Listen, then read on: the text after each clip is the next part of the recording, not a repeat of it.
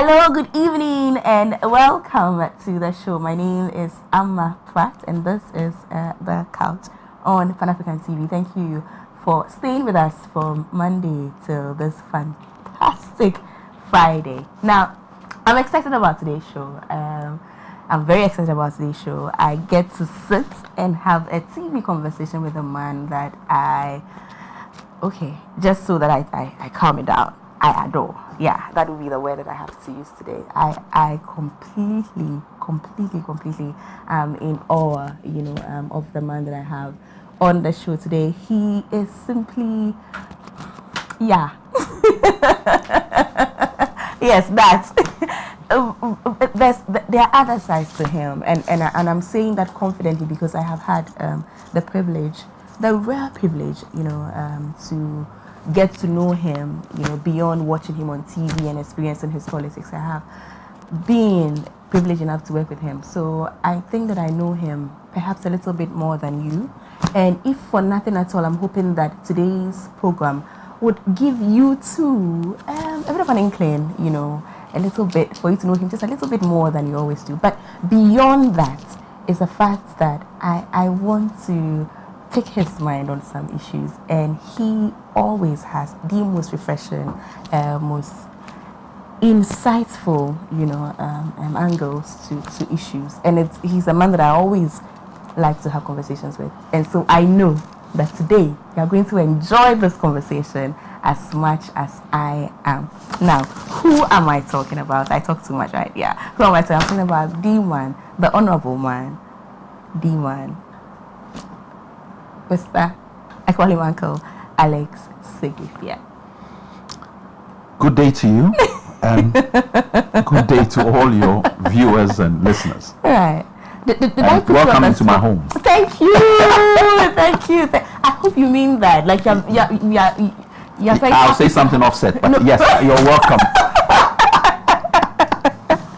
Uncle Alex, yes. It's great to have this opportunity. Thank you. Thank you. I've been chasing you forever. I'm so sorry we couldn't have this much earlier, but better now than never. Absolutely. Yes. Did I put you on the spot there with the introduction? Or do you know that I adore you? Do you know this? I didn't know it, and I was getting a bit concerned that I wasn't sure you were talking about me in the beginning, but no, thank you so much for your kind words. I honestly do.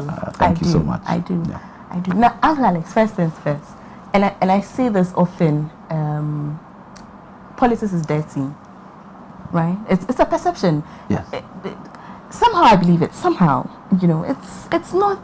First of all, it's not too welcoming, and once you get in there, it's not. It's some way. And people say that decent people don't get into politics. Uncle Alex, you are very decent. What are you doing in politics, Uncle Alex? Like most things, you have choices. Sometimes you're thrown into a position which means that you think you don't have choices. But actually you do. And so when people say politics is dirty, it's because of the way maybe many choose to do their politics. I don't indulge in dirty politics, and I'm still in it. And I know many who don't also indulge in what will be deemed dirty politics. So you have choices, and you make the choices. And it depends. Some people say it slows down your progress. Some people say you don't achieve what you could have achieved because you do not do politics in a certain way. It depends on why you go into politics and what you think you are trying to do. And mine is that it's service. You're trying to give back to your country and your society what they may have done for you in terms of your education and your upbringing. So you've reached a stage where you can give something back. And if you look at it from that angle, then you do your best and then you move on. And then others, you hope, will also do their best, brighten their corner. And then I think Ghana becomes a better place for all of us. Okay, so why are you in politics? I'm saying, let me go straight to your CV. Yeah. With your permission, of course. So, I mean, I like your bougie. Yeah, you are very dada. It's the second time somebody has told me that. Yes, you are very bougie, very, very, very dada. But we'll get there, and I'm going to put you on the spot when we get there. But I'm looking at your CV, and you know, I want to speak about your working life in the UK as a barrister at law, and here, higher court advocate, legal counsel, no, not that, here. So, Acting District Crown Prosecutor from 2000 to 2007. Yeah. Branch Crown Prosecutor, Unit Head, Level E, from 1997 to 2007. I mean, so you had like a Acting District Crown Prosecutor, Branch Crown Prosecutor, Borough Crown Prosecutor, Senior Crown Prosecutor, Crown Prosecutor. You had like a career in law in the UK. That's correct. It's uncommon, right? A lot of us go to school in the UK, we get a degree, some of us get called to the bar there, and then we come home because we know that you can't go further than that. So we know that, right? But Uncle Alex, you went all the way. Why did you come back to Ghana, and why politics? For a start, I have never forgotten, or I believe strongly that who I am and what I am are shaped in my formative years. And my formative years were in Ghana. I was born in Ghana. I went to school in Ghana. And therefore, I've always had the belief that I have to give something back to Ghana, my country. So no matter where I was or what I was doing, I always knew I had to come back home and do something for home. Not from a distance, but actually get involved. My dad was a consummate politician. And he was, at one point, the MP for what was then Aveno constituency in 1969, up until 1972, in opposition. He was part of NOW, National Alliance of Liberals, and PP, Progress Party, was the ruling party under Buzia. So I grew up in a political house, and in 1979, after when party politics was then revisited, my father was also part of the PNP, which was led by Liman. Prior to Liman actually taking office, when the party was initially formed, it was formed by the late Imoro Igala. And when Imoro Igala formed the party, they announced my dad as his running mate. So, but when they finally formed the party and put it together, they came to the realization that, or it became dawned upon that, Rawlings put out a list, or the then government of the AFRC disqualified a number of people from contesting, and that included Imoro Igala. So Imoro Igala was no longer the flag bearer, and because of that, there was some element of looking at the tribal politics, because Imoro Igala was a strong politician who carried weight on his own.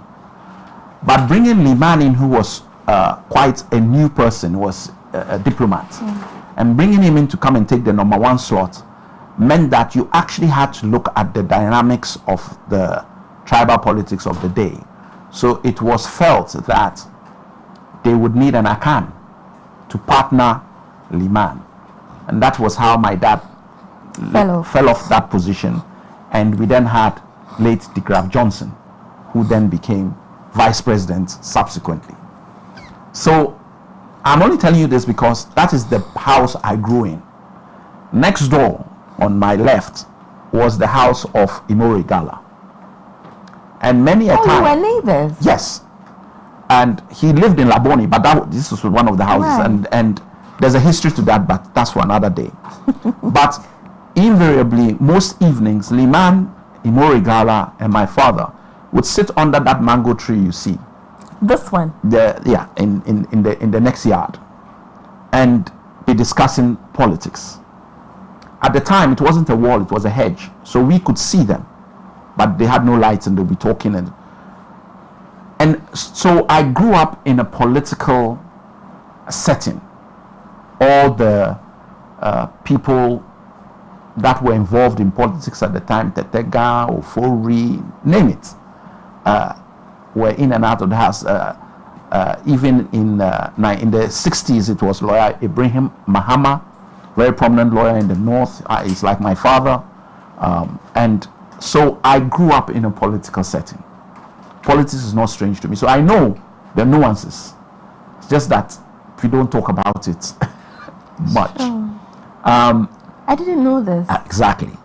So it is not strange to, and so when people say, oh, this is happening, somebody wants to be, my father was an MP. I know what MPs go through. Would wake up in the morning and there'll be mats on the veranda, and at least 20-30 people would be sleeping on the mats. All had come from the hometown with various problems. Every weekend we traveled to Anyako, Akachi, Joje, name it, and we would cover other parts of the Volta region. So I was exposed very young. Don't forget that between 1969 and 1972, you're looking at a child who was between the ages of 6 and 9. But I used to go around. So some things stick.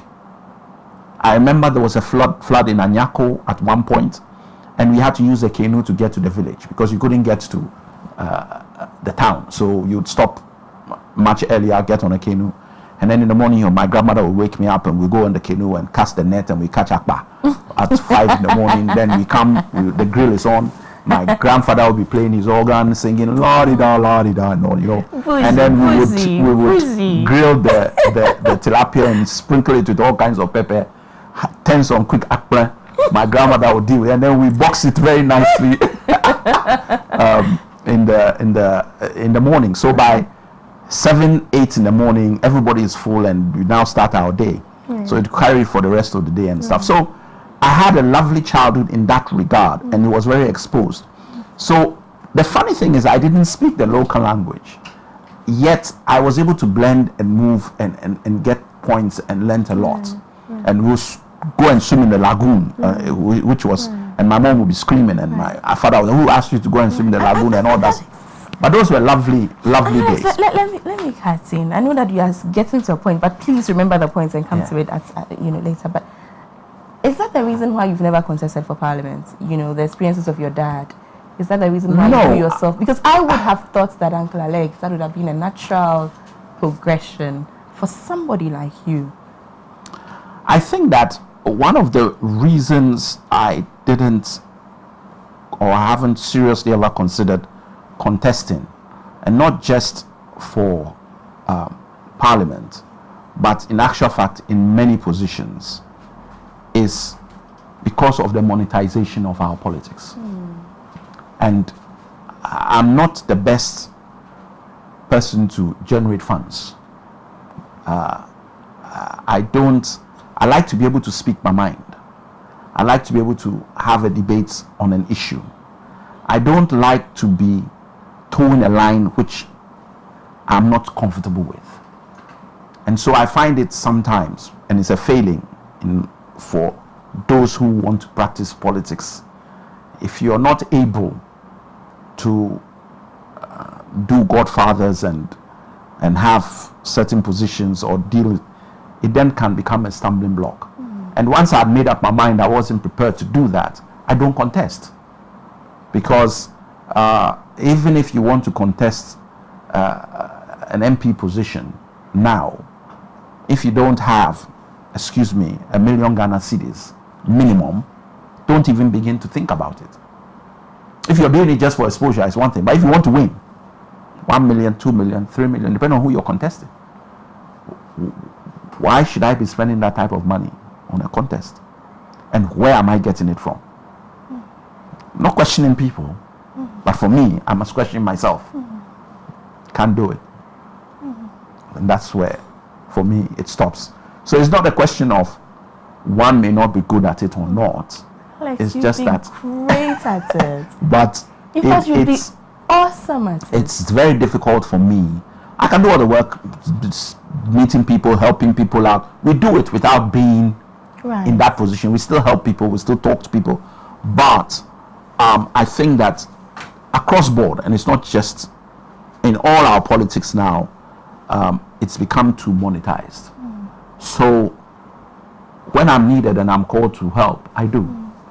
if there are issues, I get involved. I still get in touch, but I find it difficult to actually say that I'm a planner, so I don't do things on a wing and a prayer.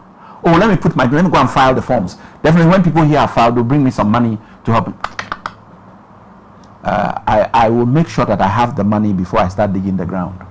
That is how I operate. I won't say that I'm going to build and I know where it's going to come from. So it's difficult. Do you see a future where this monetization of politics will go away? Oh yes. The more it stays, the more we lose the people that we need. But you don't lose us, because we still have parts to play, and we get involved in the politics all the same, and we play our parts, and we do it without fear or favor of any one or particular person in particular. And so there are many like me. I don't think I'm unique in that regard, but it is also, you made a statement in the look, decent people must enter politics. One of the reasons they don't, at least in the elected positions, is because of money. But if you come from a good background, you have wealth or some money, then by all means get into the game, because you're using your well-earned generated funds. And if you want to get into that game and use it for that, that's fine. So there are many people who are decent, come from good backgrounds, good homes, who have sufficient funding to do it. They should get involved, because people say politics is dirty, but if good people don't get involved. Trasacco Estates, home to Accra's most beautiful and luxurious homes, presents its newest addition, Trasacco Springs, a premium master planned community of service plots surrounded by an exhaustive list of amenities. The gated community of Tema to Accra Motorway presents you the finest opportunity to own a land that suits your preferred size, budget, and payment terms. Trasacco Springs is open to you for development. Our on-site sales executives are ready. Call on 055 659 2658.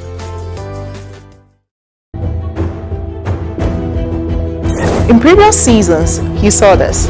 You are not allowed to hawk or preach in commercial vehicles. The perception in Ghana is abortion is illegal, and we don't follow up with the exceptions. The existence of the customary marriage is no prerequisite for the ordinance marriage. Yes. And now, are you ready for this? Some people express the fact that they don't go on leave with pride. Accumulated leave, like they term it, is illegal.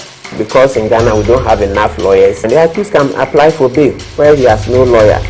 Knowing full well that you have an STI and you do not reveal that to the person and you have the sexual contact with the person, it is also part of domestic violence. Join the Law Express panel for relevant, informative, and educative topics. It is clear that if the court grants bail, it is the registrar of the court that has the power to deal with execution of the bail. All matrimonial properties that are sold without the consent of the other party are actually null and void.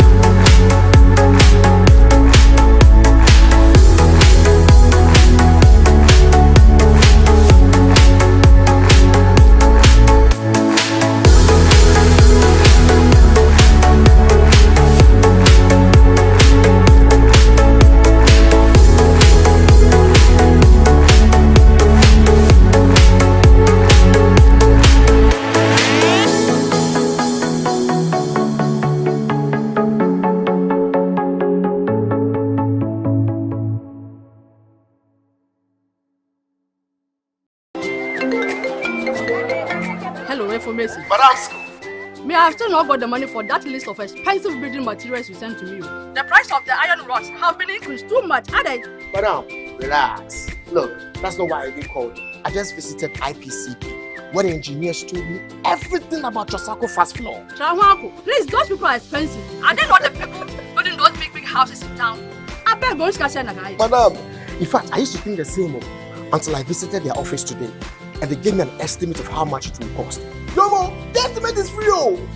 It's cheaper than the one I even sent you. Wow. Building contractors, foremen, masons. Visit IPCP, the Trasacco Fast Floor. Engineers will assist you build an affordable, faster and stronger building. Oh, madam. It is done. Wow.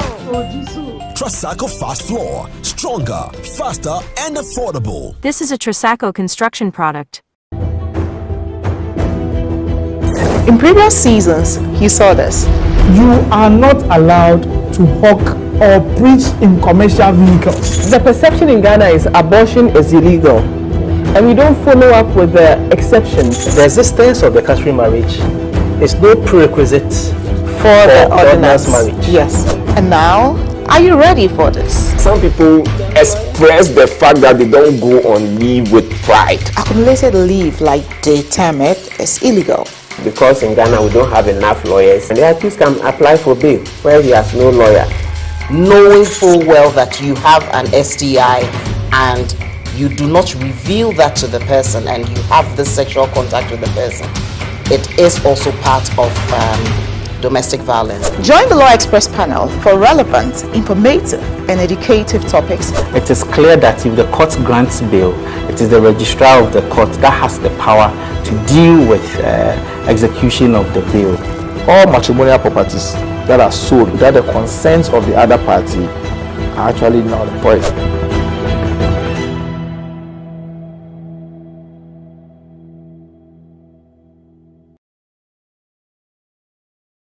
Admissions. Wobutai bisi wini so say dachi bi no be ICT guru. Any tie me wo good news ma. Success Institute of Professional Studies and Aviation College. Eton Safro abaye free 3-month intensive tuition in ICT training for January 2023 admissions. Program yi be shase in the second week of January 2023. Our Success Institute of Professional Studies and Aviation College. Lecture days no anapa enimre any weekend. Na sa program we ya chichemu into 3 different levels. Level 1, student besua bibia efan Microsoft Office suite ho. Level 2, ya betcha bibia efan web design ho. And level 3, will besua graphic design. Courses be to say training in CorelDRAW and Adobe Photoshop programs. Any bibria keka. This is a great opportunity. Brasources Training Center, Sunlight Junction, North Kanishi Sesia. Na befa wo form sayate to swaba 100 Ghana cedis epe. And I say true call or WhatsApp on 0553 218 533 and 0554 713 989.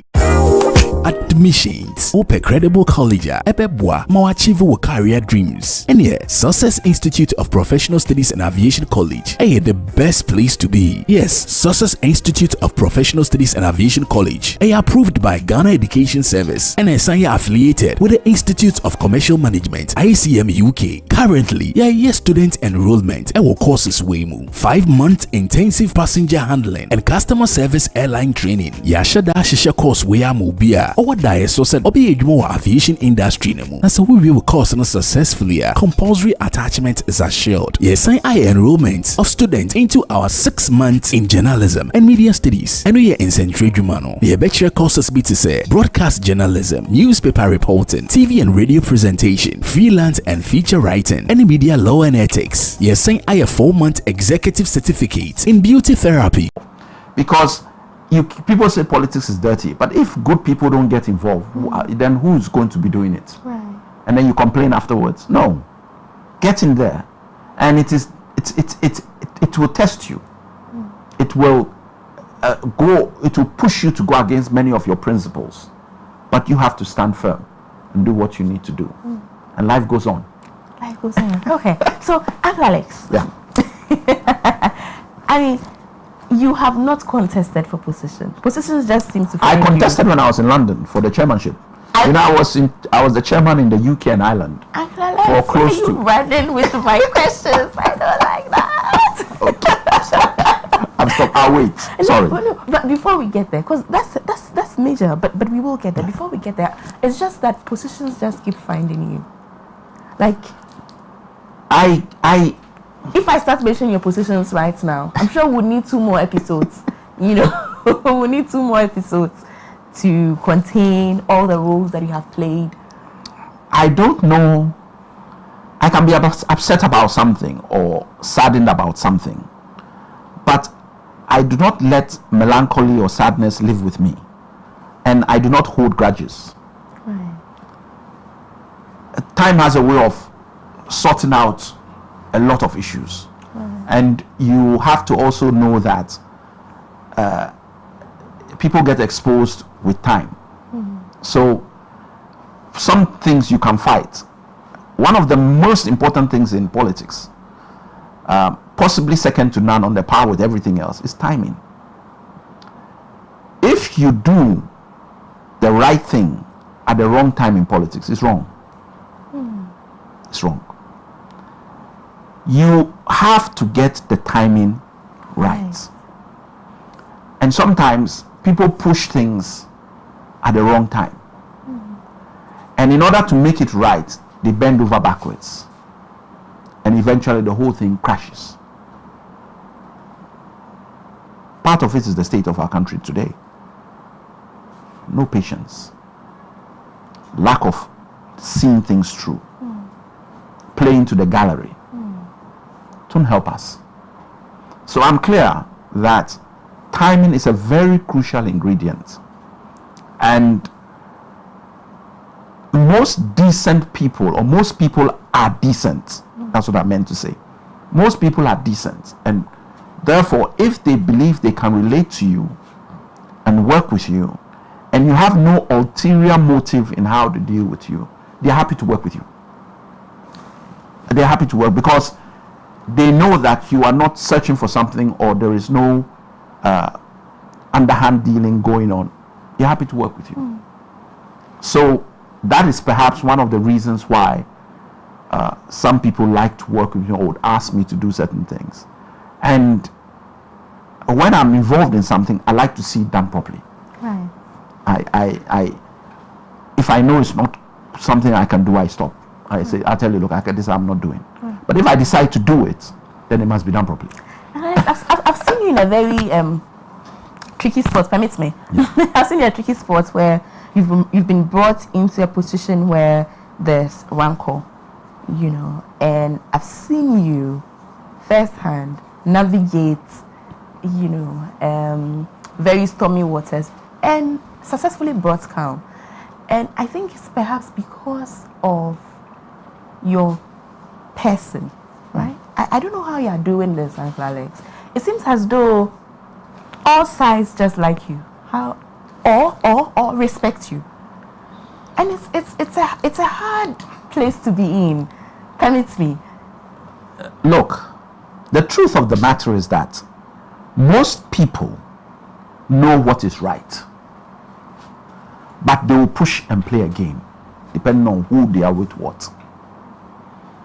So when you just insist on doing what is right without showing fear or favor to anyone, especially when both sides are not entirely correct but are not entirely wrong, eventually they see you as a safe haven.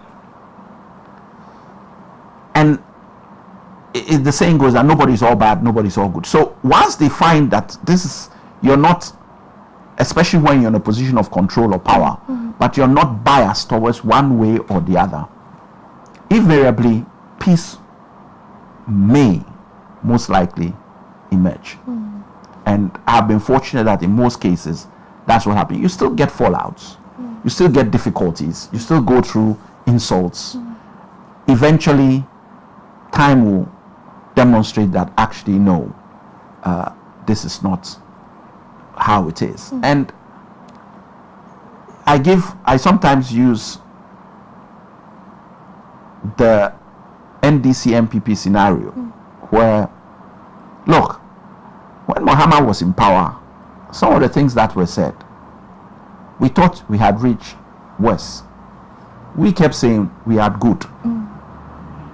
Now we have moved from good, we have passed bad, We have passed west and we are the west. So when you look at it that way, it's like, whoa. And I'm not saying it because I'm doing politics. No, I'm trying to say that sometimes when you're in a situation, it's only time that can make your story be heard. So you also have to know when to keep quiet and leave it.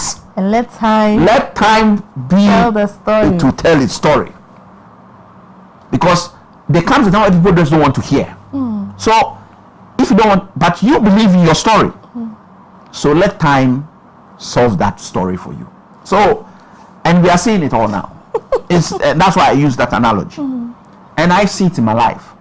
But there's one aspect of all this which I haven't touched. You've been praising me. Look, my bedrock is my God. Everything I achieve, everything I do, I know it's not of me. God. Period. Because some of the holes I've been in, I don't know how I come out. You're there and you're like, this matter. But you know you haven't done anything wrong.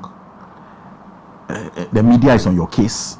This person is saying this person, and you're like, whoa, how did I even get here? But if you are prayerful, you just pray and leave it. Literally, leave the matter and see what God can do. Many times. Right.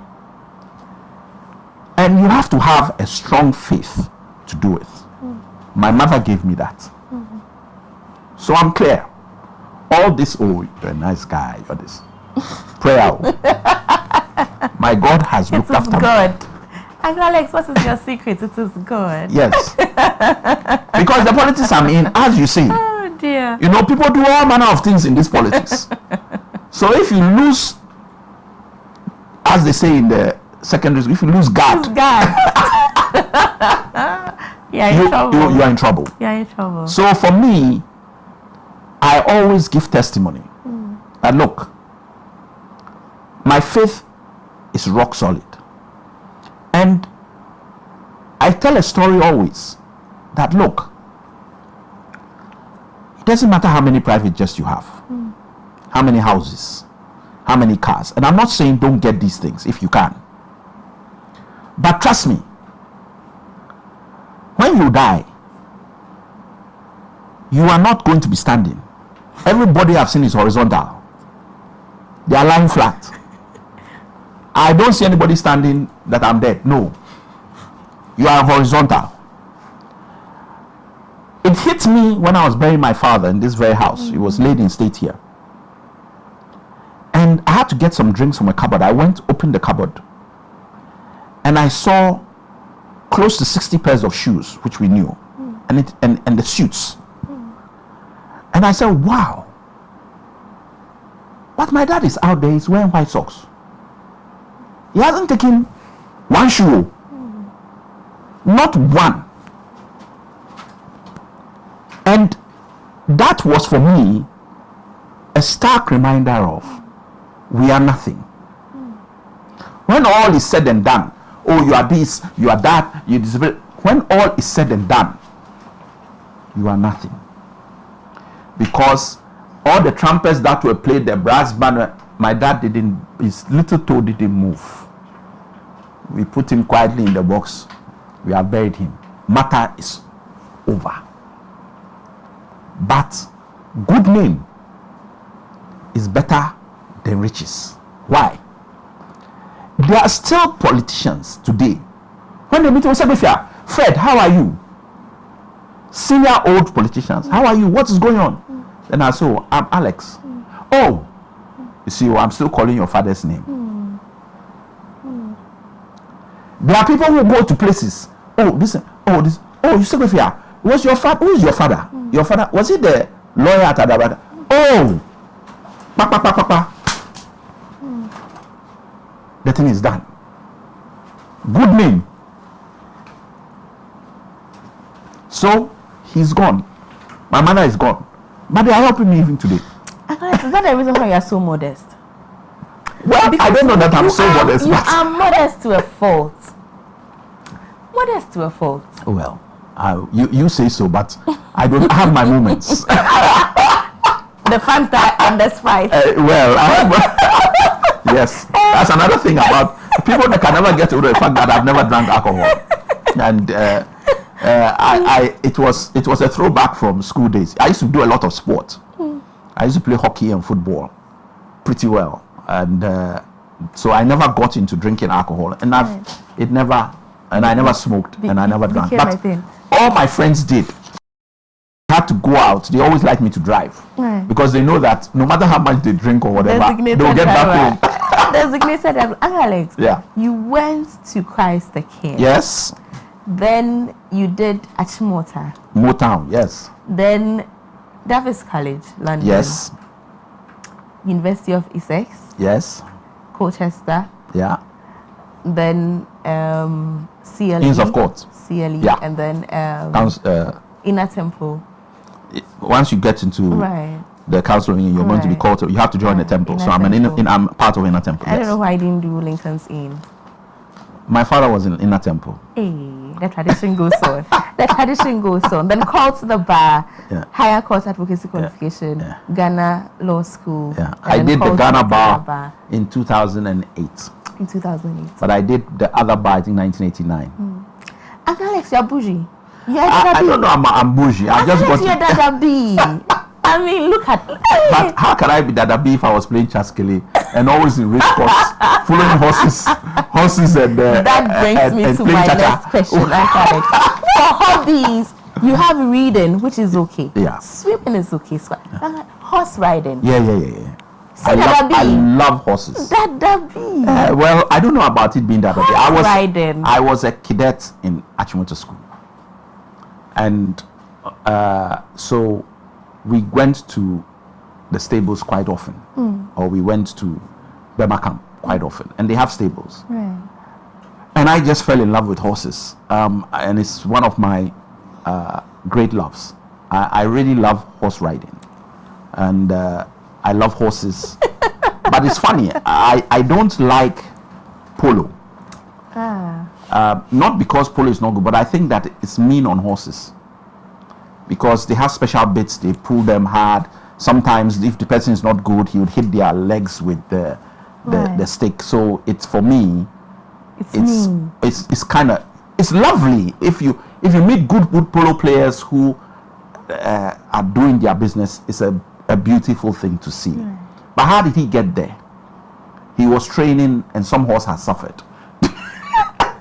So for me, you see what I mean? Yeah. So for me, you see what I mean? I look at it and say, oh no. So I watch polo. You don't want to be mean to the horse. But I don't see it as a. And it's the same with horse racing. Right. I love horse racing, which is flats, when it's just sprints. But I do not like horse racing where they are jumping over fences, because most of the time, or very often, good horses jump, break a leg or break a neck, and that is it. The horse has to be put to sleep. So I don't like jumps. I like flat racing. A horse is meant to run. Go and run. Fine. But this you can jump and no. Alex, let's not talk about the UK chairmanship. Let's talk about that. You were chairman of the NDC in UK and Ireland. That's correct. How did that come about? Well, it's funny. As I said, my dad was a consummate politician, so I never joined. I was behind the scenes involved in NDC politics, but not openly. But my dad died in 94. 95, I joined NDC in the UK. 96 or 97, I became the PRO. And then in 2000, we lost the election. And then I went for chairmanship and I won. And I always tell a story to a lot of people in the diaspora. Now I'm the director of international relations. And when we used to go for meetings when we were in power, between 96 and 2000, we would have a minimum of 100 people, perhaps, roughly, at our meetings. When we lost in 2000, everybody said the NDC will never come to power again. And that was the end of the NDC. And we went for our first meeting, and we were 12. The next meeting we went for, we were 14. So when we had to have an executive of 12, only 2 people did not become executive members. And so for a lot of people, that was the end of the NDC. Right. And I said, no, we are building something, and those that were not going to be part of didn't understand the concept of party politics. So I'm going to go for the chairmanship. Went for the chairmanship, went unopposed at that time, and then ran it through, so that by the time we got to 2008, we were close to 200 strong by that time, because now everybody wanted to now come back and join and whatever. Right. So that was a good foundation that was laid, but it taught me a lot of things. And one of them was a statement from Nia J. Boy Sikan, late, may his soul rest in peace. He came for one of our meetings, and we were about 16 in the hall. And I immediately became apologetic. And I said to him, look, I know the last time you came here, we were about 80, 90 people in the hall. You've come and you've seen only 16 people. He said, what are you apologizing for? He said, when you are going into a battle and 16 people are behind you, and you don't have to turn, and you can only look ahead at your enemy, it's better than having 100 people and walking sideways, because you don't know who has daggers at the back and who is coming from the front. He said that is worse. So it's not about numbers. It's about dedication and people who are there to do the job at that level. And that has always stayed with me. That, look, you have a lot of floating voters, you have a lot of people who join because this person is winning. You know, one day somebody supports Arsenal because Arsenal has won, is leading. The next day he's now a Man United supporter. So they always want to be on the winning side. You have all those type of people. But when you want to grow something and want to build it, you need a core. And that core is not going to be many numbers. Right. The core is what will hold it and grow it. And then you let all the others come on board. But you know, this is my core. Right. That's where it for me. Those are the lessons I learned. Right. It's also quite surprising. I've also seen you in action where you are very tough. Yes. And the first time I saw it, I was like, oh, okay. Did not see that coming. But you are also quite a disciplinarian. You are very tough. You can lay down the rules. You can insist when you have to. And it's like watching two sides of the same person. Sometimes somebody called me and said, look, somebody said this about you on social media or somebody. I said, good. The person said, why? I said, if everybody is praising you, you have a problem. Everybody can't praise you. If everybody is praising you, you know, everybody, something's wrong. You better rather start checking yourself. Because you must be able, you must have some criticism or some dislike. Then you don't want the dislike to be more than the positive things that are being said. But there must be some negative things. Then you know you have got some balance. But if everybody is saying, oh, this, look, some of it is not genuine. Then you are not being yourself. Yeah, and something you are not is being real. Yes, you are not being real. Look, like I said, you have to do what is right. If you've decided to do something, do it well. And when you are in charge of a situation, people always have their interest they are looking for. And their interest is not normally the collective interest. It's their interest. When you're in charge, it's the collective interest you must always keep in mind. Not even your interest. What is in the collective interest? Once you have that clear in your mind, anybody who's trying to bring you back, nip it in the bud early. One time. If you let it go far, it becomes more difficult. One time. Straight. It's not going to happen. We ain't doing that here. It's over. It's over. So, like I said, if I'm doing something, I do it properly. Right. But what normally helps is that I will use the same brush for everybody. Right. I will not have a different brush for one person or a different. No, I'll use the same brush for everybody so that we are all on the same wavelength. And I never, unlike most, what they say is not good in politics. My mother taught me 3 things, or how to use 3 words. Please, thank you, sorry. The third one is difficult for people, especially in politics. In fact, some people tell you that if you are in politics, you never say sorry. Wrong. It kills things quickly and you move on. I've made a mistake. Okay, I'm wrong on this. Let's do it this way. Move on. Many people don't know how to do any of the 3, let alone the last one. You want something, bring me that. Why? Because you see the person as beneath you. So it's not, please, can I have that? It's, give it to me. You are showing a certain power and authority. Beware. The people you meet on your way up, when you are coming down, you meet them. Absolutely. So, please doesn't hurt anybody. Thank you. He has given you the thing. Oh, thank you. No, but because he's your subordinate, and no, thank you.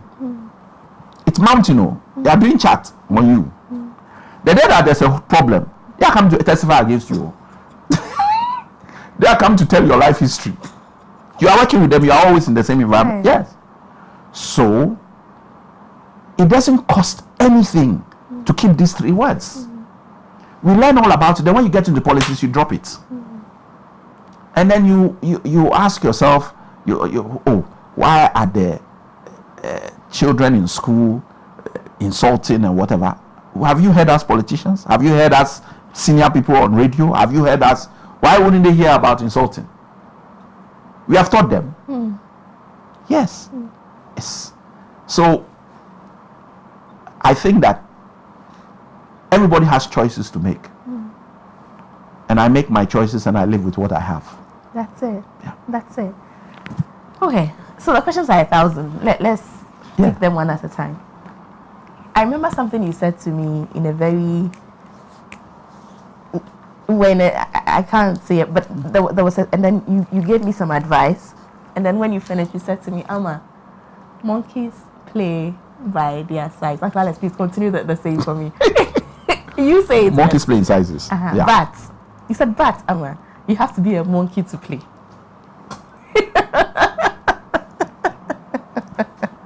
Exactly. You know, it's the same roundabout thing about politics. Right. Well, politics are not good. I won't do politics. It's a nasty game. Okay. You want to change it from outside? The easiest change is from within. It is difficult. Some people feel, look, I have to step out to try and change it. Nah. That's a more difficult one. Because the people are not even going to listen to you. You wouldn't even be at the table. So if you are not a monkey, how do you play? The monkeys are playing. You are not one of them. You say you are going to play. You cannot play. You want to play as a chicken. Exactly. You know, it won't work. Right. And they might rather use you as their meal. Yeah. And then when they finish eating you, they'll get back to their monkey games. Play. So be there and change the rules within. Right. It is not 100% in all cases. Sometimes you have to leave. But in, I think, 80 to 90% of cases, try and remain at the table. And people think for a game like politics, there are so many parts you can play. Find your niche and deal in that corner. But then, and this is what I mean by wisdom, Uncle Alex. In most instances, that you seem to approach everything with perspective. And I know this because I sat in your car, for most of the journey, that movement. And so I experienced you firsthand, and I watched you. And sometimes I'd ask questions when I didn't understand something you did or didn't understand something you said. And you were so gracious to explain. Thank you. It was so refreshing.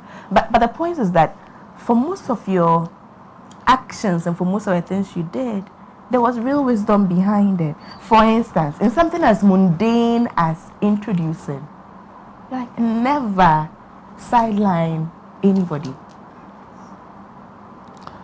You know, you have to, when it comes to actual politics, you have to understand what makes, what people find important. The advantage, or one of the things that helps me, is I always look at the other person's perspective first. So I want to know what I'm going to say, what I'm going to do, or if I'm going to do something. How would that person, especially I'm going to the person or whatever, how is that person going to take it? What do you know, and how is he going? And so different people look at things differently. If you therefore cannot empathize or understand the person's perspective, you will not communicate. You will think you are communicating, but you will not. You will be lost. In order for that to happen, you have to. So when the person is talking and is saying something, to you that may not be your style, but try and understand where that person is coming from. So that even if you are going to say, no, I don't agree, you are doing it with proper understanding and you're empathizing with the person's position, but you're putting yours down as well. What you're saying may make sense, but on this occasion where we are, it cannot work for these reasons. But I hear you. But if you put people down constantly, oh, what you're saying doesn't, no, it means that you haven't really taken time. And that's the other thing. I think that my father said something to me which I took. He says, Alex, people listen but they don't hear. And that is a simple way of, but the profound aspect of it is you have to learn how to listen. Somebody is saying, I don't like this. This is the way that is happening. This is the way that is this. Then you say, okay, I've heard. Two things come to mind first. The person really doesn't like what is happening, or that. Two, the way the person is angry, what is the underlying issue which you don't know about that is causing that? You should hear that one too. You shouldn't hear just, I don't like blah, blah, blah, blah. Yes. Right. There is something that has triggered that issue. So take time later and then ask the person, how was your day? Where were you last night? What happened? You will get the real reason why there was an outburst. But the outburst will be related to something where maybe there should have been an outburst, but actually it didn't merit the type of outburst you got or towards somebody or the other. So you must listen. You must hear beyond sometimes what is being said. If you do that, it helps, especially if you're a leader. If you're a leader, you must listen beyond what is being said. And Alex, I have to say this to you. I think that what makes you such an efficient leader is that you really truly care about the little things. You really care about the little things. The big things look after themselves. Right. The little things don't. Right.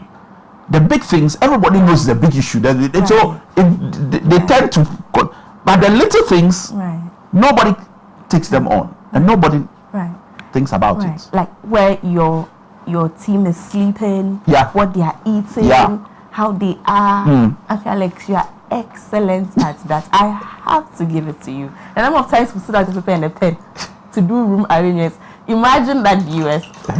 The Honourable Alexander Segbefia with a paper and a pen, and it's all about sorting out rooms for his team. You are only as good as your team, eh? Right. You are only as good as your team. Right. If your team, you are even the leader and they are following you, you have to empower them to do their best. Right. So once your team is good, you also look good. Right. So always empower your team. Right. Right. And the number of times you gave up your room. Gave up your room, Uncle Alex. Gave up your room and took the bad options because. Am I awake and sitting with you down? We are awake. So what 1 night sleep or 2 night sleep is going to cost? Yeah, awesome.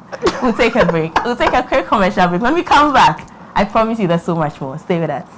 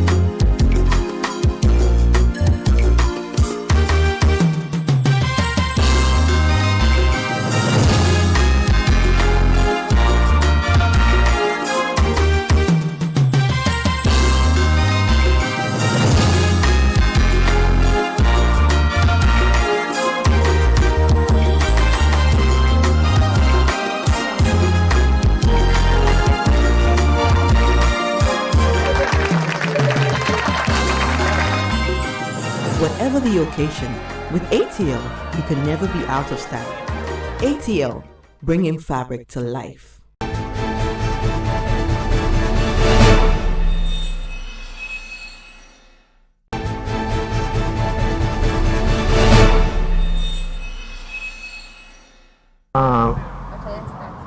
My name is Abdul Karim Muniru. I've been working with the Honourable for almost 20 years now. The Honourable has been good to me. Since I've been working with him, the Honourable, there's no any help that I need that will not help me. So I thank God for that. And the Honourable is a very good man, honest and trustworthy man. So I'm very pleased with him for working. I'm a driver to him, but it took me like his own brother, taking care of me. Both my family, everything is the one taking care of us. So we thank God for that. This is my son. He's on holiday, so he's with me in the house there, helping us in the house. I'm Razak, and I think working here has been a whole new thing for me because this is my first time working. So then, since I came here, I've learned so many things there. I've learned to wake up early, be on time, and try to be as helpful as possible. But and they said this from my dad said wherever I go, I have to work hard. Just keep on working hard, and then God, who is watching us, will always help us. Yeah, that's it for me. How do you feel about Honourable? That man, to me, it's been a great experience because since I came here, I've been seeing how he moves. The man is very humble, very, very humble upon everything he has achieved. But this man is always humble to whomever he speaks, whether he's higher or beneath that person. The man is always humble, and then he's always truthful. Always truthful.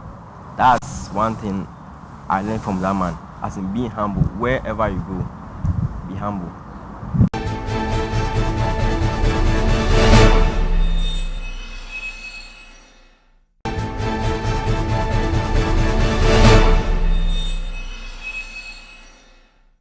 Welcome back to the show. We are in conversation with the Honourable Alex Segbefia, and so far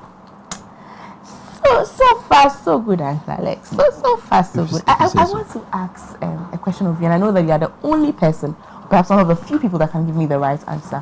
Why does the NDC have a congress and a conference where we separate the women and the youth from the main election? Well, it's constitutional, and the constitution allows the women and the youth to actually have separate conferences. We normally in the last 8 years have put them together. So we have the women and youth conference together. But there have been times when we've had a women's conference and a youth conference as separate before we come for the main congress. Because they are seen as organs of the party, and the constitution has allowed them to have their own delegates to vote. And the delegates list for the youth conference is different from the delegates list for the women's conference. So that list, they don't crisscross. So you can have them even as separate conferences. And those are different delegates from the ones that do the other. No, yes, but not necessarily. When you go for the main congress, then some of the women and youth, so the youth organizers will be allowed to vote.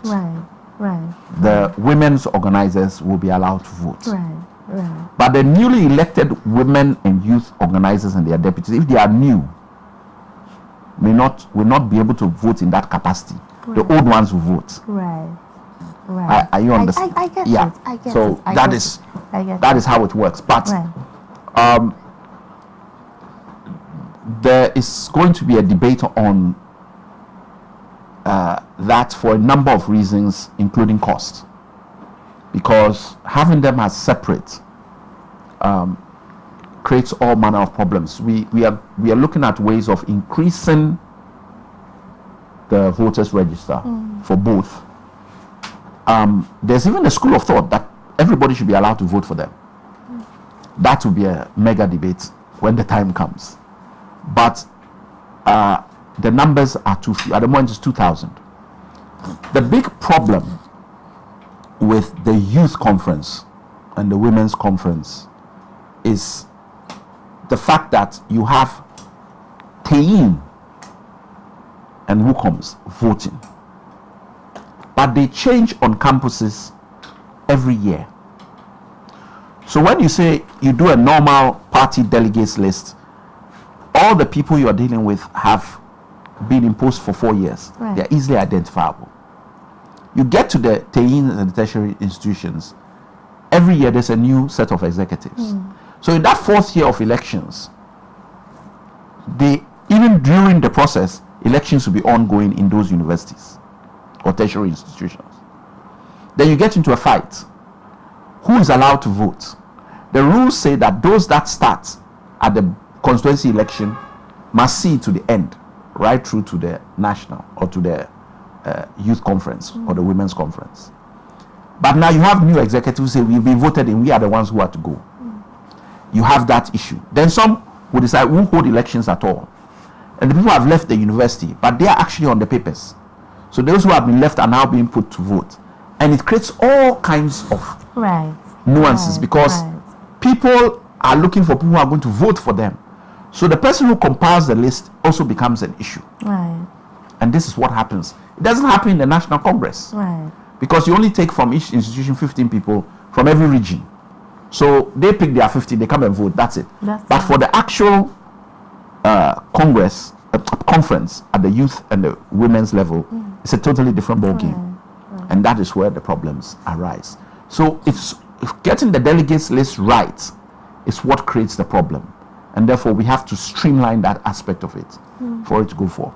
When there are also only 2,000 delegates or what, then it's very easy to look at monetization. But when you have a huge congress with lots of numbers, it doesn't mean that monetization doesn't take place, but it means that people are less inclined to be able to influence in a great way what happens. So, how do you feel about what happened in Cape Coast? I thought that, like most things, people forget that a lot of people are looking at a 10-minute period in what had been over a 12-hour period. People misbehaved for a 10-minute period. It was not acceptable. We haven't condoned it. We don't protect it. Anyone who is involved, go and face the music that you have created for yourself. Is there an investigation going on? Yes, the police are involved because the police came there with cameras. So they videoed everything. So they know who they are looking for and what has happened. So that is the issue there. But in some ways, it may have been to create the position where we may not even have gone ahead with the conference. And the leadership there, we had 5 chairmen, senior party people. We had a meeting, we discussed it, and we said we are still going ahead. The police were fantastic. Kudos to them. So was the EC. So in the end, when we had sorted out all the issues, the election went ahead. So elections are never perfect animals, but as close to perfect as you can get, you try. And that 10-minute period was a hiccup we had in that whole conference. And so it put a lot of pressure on the main congress we were going to have the following Saturday. Because everybody was thinking that, oh, now we already better go and look for a Adaka and come with coffins to carry our people. And so because if there's shooting here, then here, there. But there was no shooting. There was a shot. Something of that. Because one of the main senior police officers had been pushed out. Right. So his bodyguard took out his pistol and fired a warning shot. And that dispersed everything. Right. So it wasn't like they were shooting at people. No, that wasn't what happened. But there were people who got injured because of the two groups clashing. Right. And that is unacceptable. It's not condoned. The party hasn't protected anyone, or has not, let me put it this way, condoned anyone's actions. And the police are doing their investigation. Absolutely. So that was a 10-minute listen that has blotted that particular conference. And that also then heightened the concerns for the main congress. And we knew what had caused, or not caused, but the nuances and issues. What people forget is that the venues are totally different. And so being manned and the security was going to be totally different. The stadium is a place where the police go to every other week for a football match or whatever. So they understand the premises. They know what they needed to do. So once we had put certain things in place, including not letting anybody go to the upper tiers, we knew we were good to go. We increased the number of polling stations from 10 to 13 to 17. And that meant the voting was able to go on much quicker. And we had a very successful Congress, which has set the tone for what the NDC intends to be doing with itself come 2024. Right. What should we expect in 2024? Well, what should we expect, Alex? I've always said, and I'll repeat it. I've said it even on your morning shows. There are 3 things you need to win an election. The first thing you need is for a government to demonstrate to the rest of the country that it is not able to govern, or it is governing badly. That particular requirement has been met beyond our wildest expectations. When I dreamt of how bad this government was going to be, it never reached these proportions.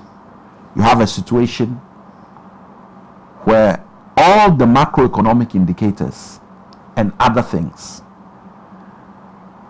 the MPP government under Nana Addo has recorded the worst indices ever. And not by creeping over.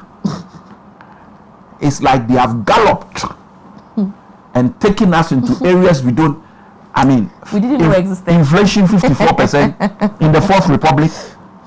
Hey! Where did this come from? Exchange rate that is playing all over the place. Unemployment through the roof. The issue of, for the first time in the history of Ghana, we are looking at people debt exchange process which is eroding people's income.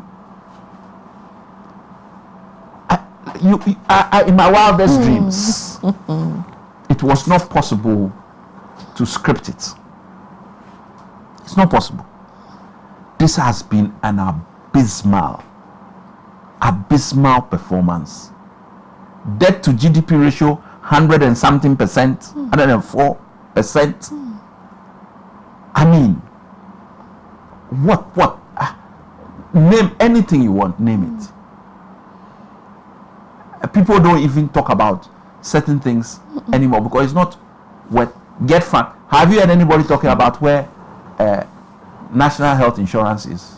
How much is owed? Have you heard of nurses allowance? No. These we thought were big issues. They have paled into so much insignificance. Nobody is even talking about it anymore. It's not even a topic worth discussing. This is not good. So that box has been ticked. Check. The second one is that the opposition party who wishes to take power must demonstrate that it is in a position to take power and run a country. The first block is in place. Congress. Everybody says, you all did well. This is a Congress that we expect from a party that is coming. We now have to go and pick our MPs, and we now have to go and pick our flag bearer, all on the same day, 13th of May. We have done our branch, we have done our constituency, we have done our region, and then we did Congress. So we've had 4 elections to date. And now we are going to do the MPs. And novel, we're doing both at the same time. 18 months before an election. It's not normally done. We don't want any distractions in 2024. We don't want any. We want to keep our eye on the third one. The third issue, because we are demonstrating clearly that we are a party ready for government. But the third issue is counting your votes. That's the third one.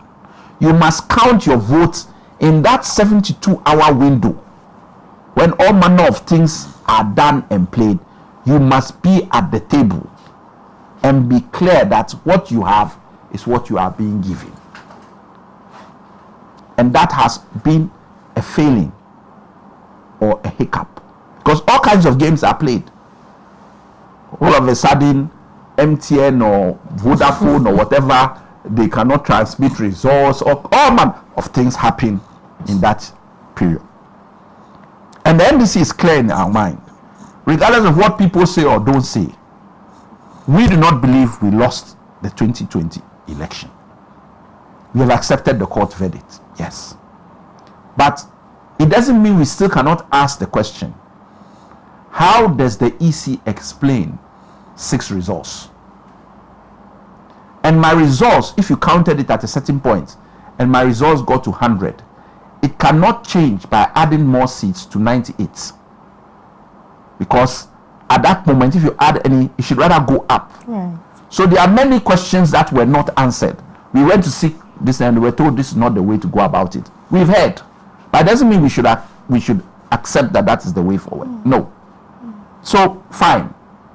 So counting these 3 issues I've mentioned. 1, a government that should show that it's not ready to govern. 2, an opposition that shows it is ready to govern. And 3, count your votes. Make sure you get your votes. These are the 3 things to win an election. Right. And we are on course. Absolutely. Absolutely. I was even thinking that we're going to add the fact that in terms of the second point, how you also had a team for COVID, how the NDC has always had sort of mirrored, and how you, sir, played an integral role in all of those. The history is there. We have a lot of information. Like I said, many of us don't believe we lost the election. But we are Democrats. And if that is what was said or what has come out, so be it. Right. We have to ensure we don't cry over spilt milk too long. Rather, make sure that the milk cannot spill again. Right. Right. So we are clear in our mind that exactly what that is where we are. And a lot of things are going to help us in obtaining this position. 1, the internal battle of our opponents is going to be a sight for sore eyes. it's going to be butu, butu, butu, butu, butu. But Uncle Alex, we also expected internal battles in the NDC. Oh, which one? Okay, when they'll go and vote and we all see. I'm most likely going to be a referee, so I won't comment. But they'll vote and we'll all see where we are. Because we are told that, or at least we are picking up indications that the ex-president is not going to go unopposed. But why should he go unopposed? If you are an NDC person and you feel that it's a contest you want to go in, by all means. I'm not one of those who advocates that anybody should be stopped from contesting. I believe it's better for the party financially. That's the only reason. It means that we can hold on to our little money that we have, because we are going to meet people with a war chest that we have never ever seen perhaps in this country. So the little you have, you don't want to be dissipating it on internal issues. But you cannot stop our democracy. Our party constitution is clear. If you have the credentials you want to contest, contest. And everybody will see their level. Those that are on one side will say, okay, everybody will see it. And it's not the first time this has happened. Right. You see, the tradition of our party should not be overlooked though. The tradition of our party. We are not MPP. And whether you see it right or wrong, there are some things that happen and you cannot put your finger on it why you want to change it or you think it should be changed. That is what you think. But tradition is something that does not change very quickly. There's a reason for it. Here is a party that once somebody is deemed to be a leader, they don't change it anyhow. It's not I cannot. Why? In the year 2002, Professor Mills had been the vice president, contested 2000 as presidential, as the presidential candidate, and we lost as our flag bearer. In 2002, he was contested by late Kwesi Botwe, and they both lost. Because the mind at the time was, this is our leader. Right. He lost again in 2004. 2006, he went. He was contested again, I believe. He was. He won. 2008, he then became president. 2012, he was contested as a sitting president by a very powerful force, Nana Konadu Agyemang-Rawlings. It couldn't have been contemplated that with the stature and the founder behind, even as a sitting president, people had concerns. He had 97%. Within a few months after that, I think he passed on. John Mahama went unopposed for the 2012 election. He was contested.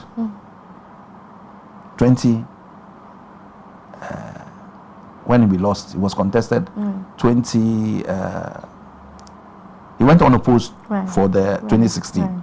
But when we lost the election, he was contested in 2018. 6 people. Their combined effort was 5%. So there's a trend I'm trying to put. And trends can change. But you have to be standing on a stone to fight this battle. Why? There's a basis of comparison. And the comparison is now directly between Nana Ado's period and John Mahama's period.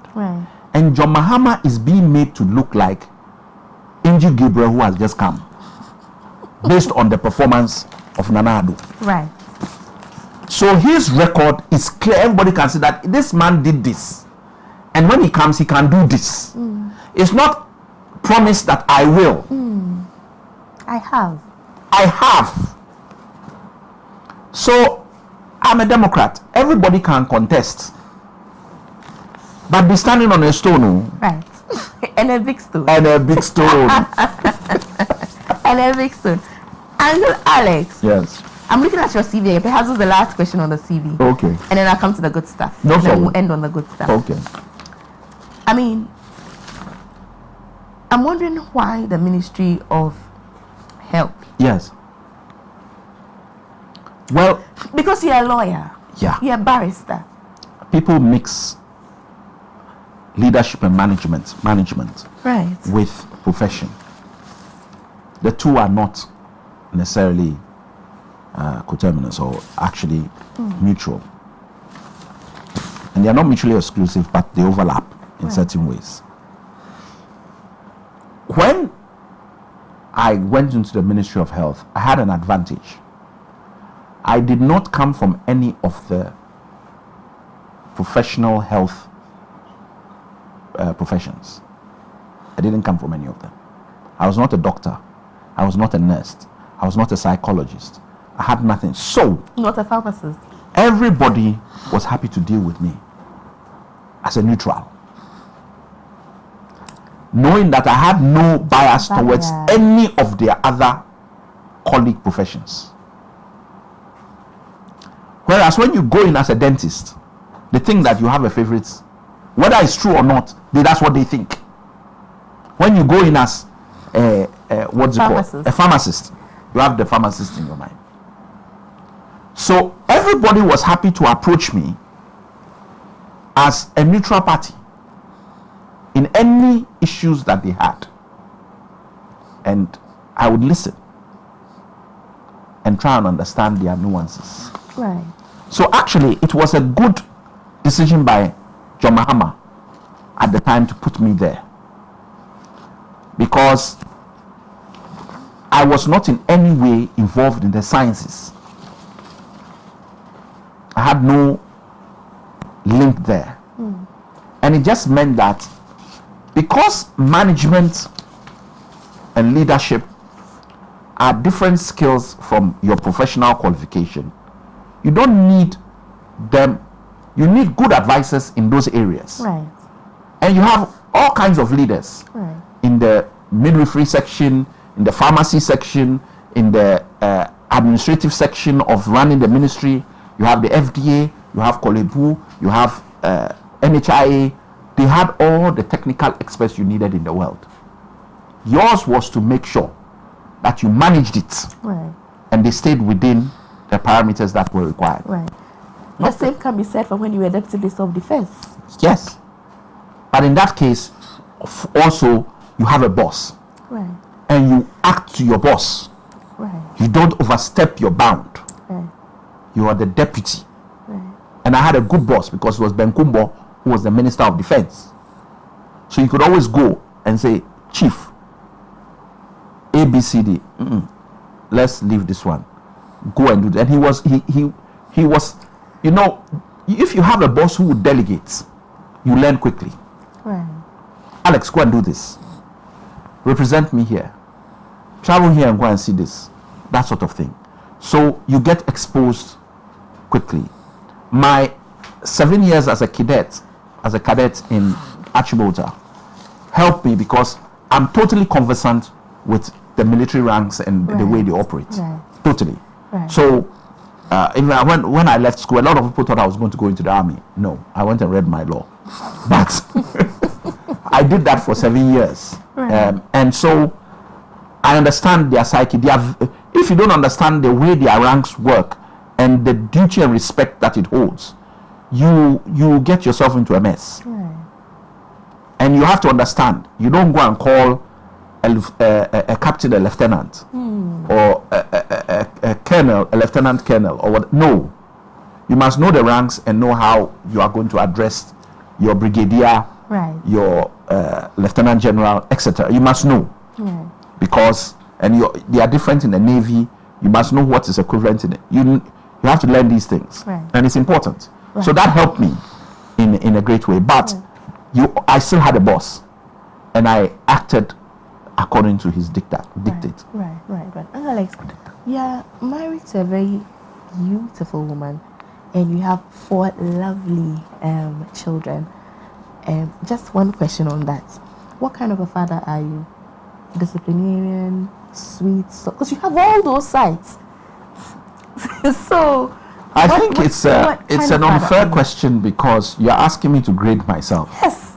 And that is a question that should go to my wife and my children. You see, that's why we have to do a part 2 of this interview. Well, that's why we have to come back. I'll make sure I keep them away from you.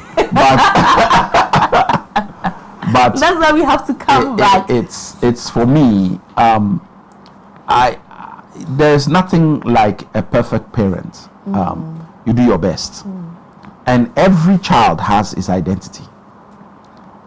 That's why in our no-come balance they can tell you that every house has Kofi, so you don't know how someone will turn out or not. Yours is to give guidance, and more importantly, for me, what you need to give your children is an education, and the best you can give them.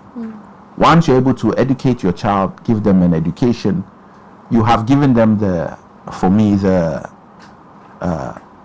foundation upon which they can build their lives. Why? People are unfortunate to lose a parent. Some even lose both.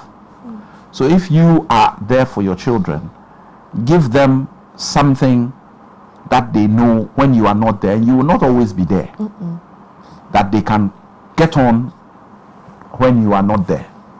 And that's, in this current world we are in, is education. Education is not necessarily your paper or your degree. Yes, you need that. That is what but you hope in that process they've learned to think. Right. They've learned to discern and make decisions that help them. For themselves. In our days, we were not that open-minded. So your parents expected you to become a lawyer, a doctor, a this, a that. 80% of the time they were right. But what about those 20% where they were not? So I know a guy, my classmate, brilliant like something. He had 6 1s for O-level, A-level 4 A's. He went and he became engineer. He finished engineering. His father was very happy. He said, I'm tired. I don't like engineering. He went and read accountancy. He's now accountant. Now, if they had perhaps listened to him from day one, this is a brilliant child. He could have done accountancy and started a lot earlier. There was no need for him to go and do waste time. Science. Right. It wasn't he had no love for it. It was just clever. Right. How much more those who have struggled to do the thing and have not even got the right grades because they had no love for it. Right. And yet, so you must, coming back again, you have to hear your children sometimes. Right. In our time, football was nothing. So when my father said, don't go and play ball, I have to understand that it was a good move. I better go and study because in any event, I was never a Bedi Pele. So I was never going to make it. And there were other footballers who listened, right. But I was okay. But right. it was, you won't play football. And that was it. Right. So there are some times when your advice is good, but sometimes you've got to see what skills your child has. And I've got it with my kids. Some are very academically inclined, some are more hand inclined, more into the arts and stuff. So you encourage them where their strength is. Yeah. Absolutely. So, where did you meet the missus? Pardon? Where? Oh, I got explain. Did you meet the missus? I met my wife in London. Yeah, and where? How? Where did I meet my wife? I went for a wedding of a colleague of mine, and my wife is a hair technician. She does hair. She was doing the hair for his bride. His bride is from Trinidad. My wife is from Trinidad. Right. He's Ghanaian. So I went there as his best man. In fact, as his chauffeur, because I was doing 2 roles.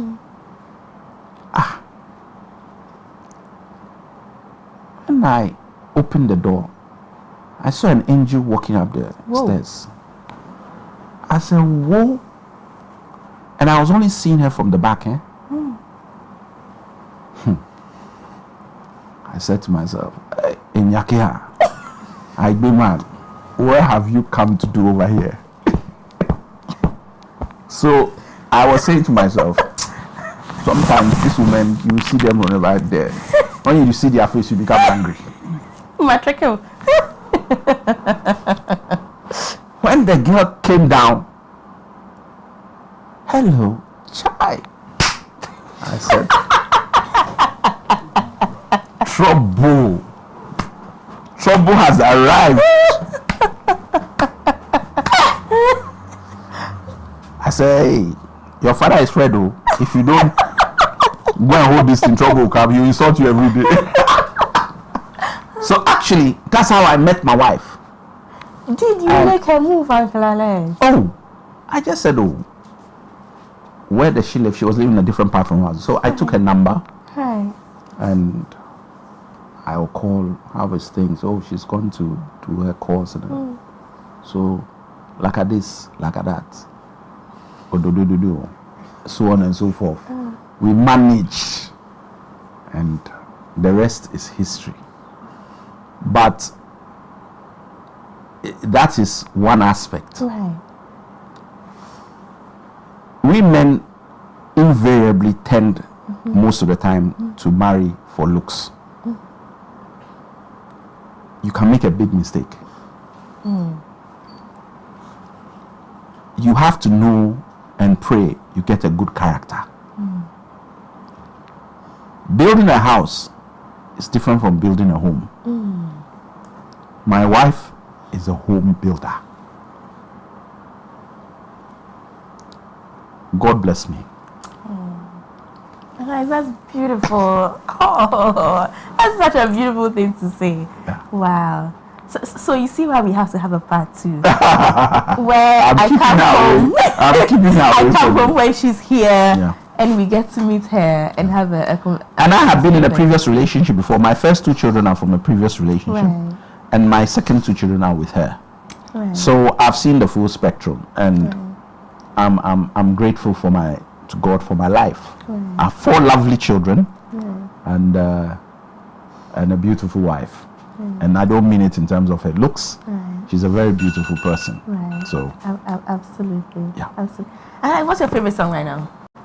I told you that. I mean, my favorite song is Sugarcane at the moment. I mean, when I hear Sugarcane, I start moving. You know, my little toe starts bouncing. And guys, do you mind that we move today? No, I mind. Why do you I'm mind? sitting on the couch.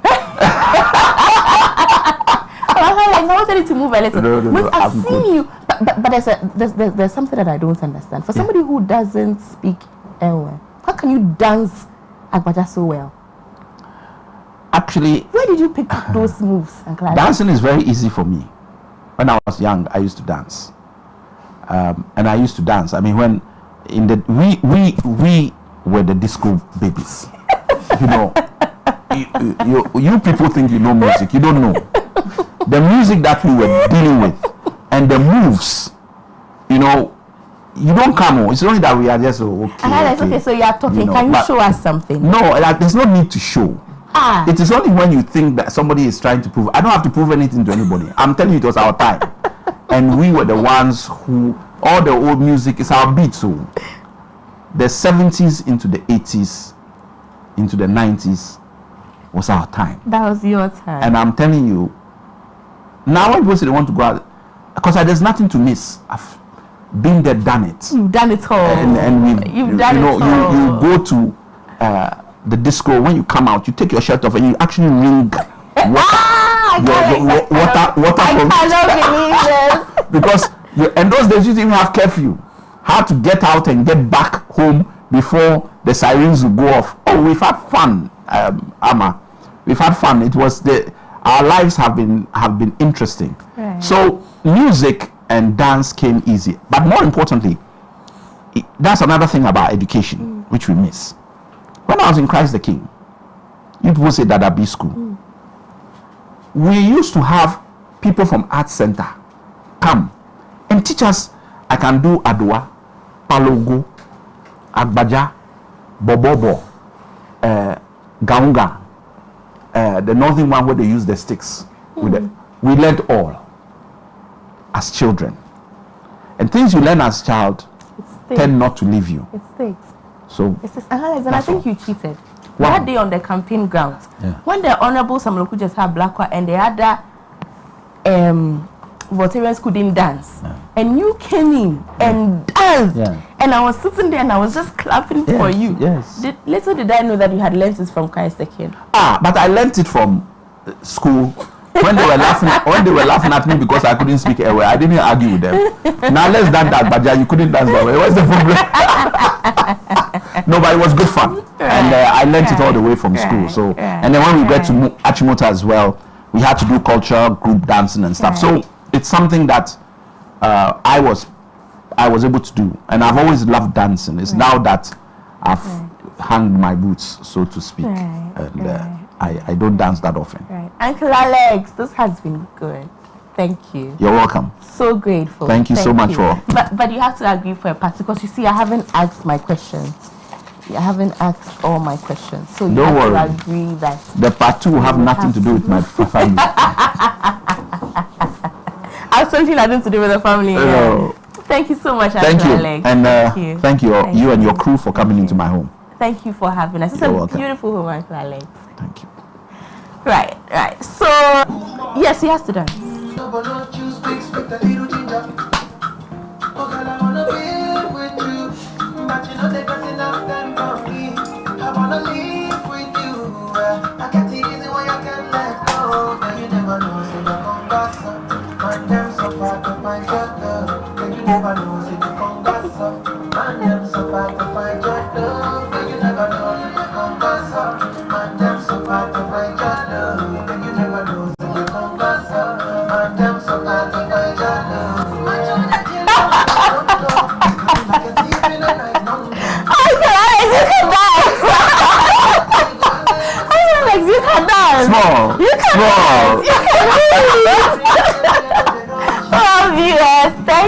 Thank you for watching. That has been our time with the Honourable Alex Segbefia. I have enjoyed myself. I promise you that this is only part 1. We will be coming back for part 2 when we get to meet Uncle Alex's wife and his kids. Right, Uncle Alex? I hear you. Yay! Thank you for watching. Thank you for watching, Uncle Alex. Thank you for who you are, for what you continue to do. Thank you so much. For what you continue to teach us. We are grateful. Thank you. Thank you for watching. Have a lovely weekend. I will see you on Tuesday.